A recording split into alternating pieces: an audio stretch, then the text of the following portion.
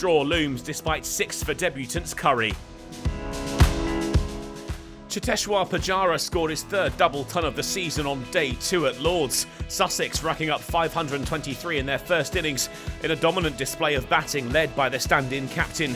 But Middlesex had got off to a good start with the bats too. Sam Robson and Mark Stoneman's partnership unbeaten on 103 heading into the penultimate day.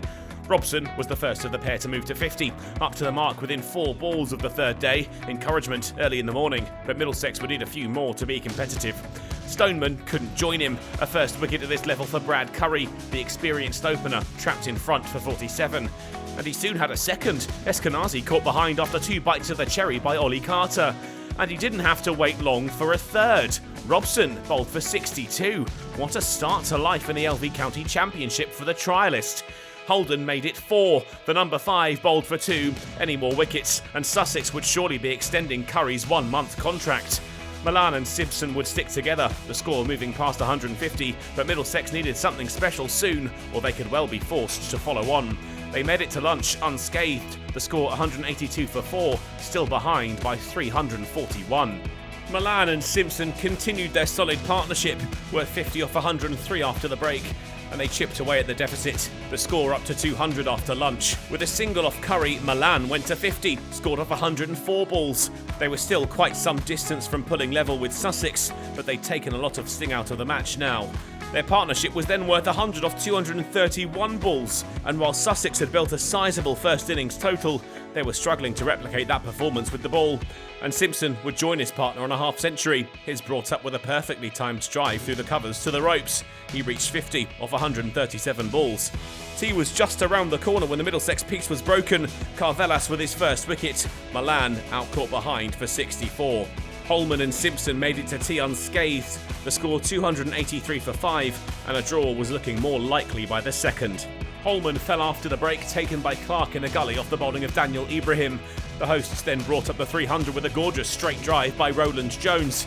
He and Simpson found some success, Roland Jones keeping up his decent form with the bat as the pair marched their way to a 50 partnership off 73 balls, with a Simpson 4 bludgeoned through the leg side.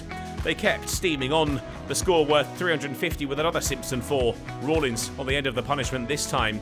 Simpson was trying to go to his 100 in style. The shot was miscued, but it dropped safe. 2 all he needed for a century, scored off 219 deliveries. Rawlins got his own back on Simpson though, an ugly hack across the line. It missed the ball, off stump clipped, and Simpson went for 109. Roland Jones chipped Lenham over the leg side.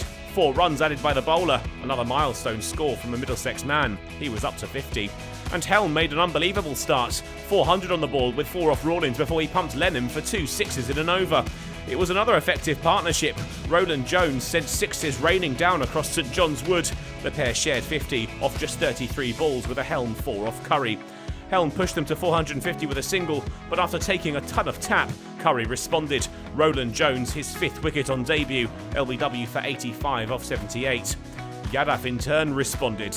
Curry pumped for 2 sixes by the India international before the over was finished. But with the penultimate ball, Curry bowled the number 10, Middlesex down to their final wicket.